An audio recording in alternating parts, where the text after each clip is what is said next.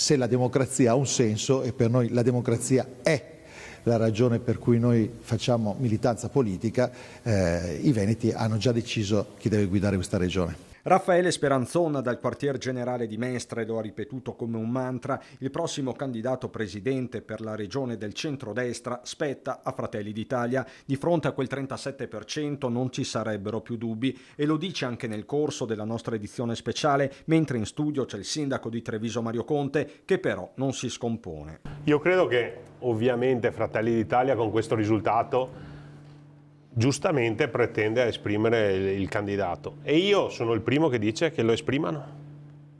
È giusto che loro esprimano il loro candidato, dopodiché una proposta elettorale in coalizione si basa sulla qualità del candidato e sulla qualità della proposta, e quindi loro esprimeranno il loro candidato, noi esprimeremo il nostro e vedremo quale sarà il candidato migliore che garantisce al centrodestra la vittoria. Ma arriva anche il promemoria di Flavio Tosi, forte di una crescita graduale del partito azzurro. Attenzione a fare i conti senza l'oste. Saranno Tajani, la Meloni appunto e Salvini a determinare i 9 candidati delle 9 regioni che andranno al voto.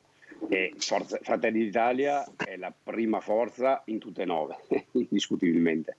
Però, come è normale che sia e come è sempre stato, non è che Forza Italia, che Fratelli d'Italia esprime 9 governatori su 9.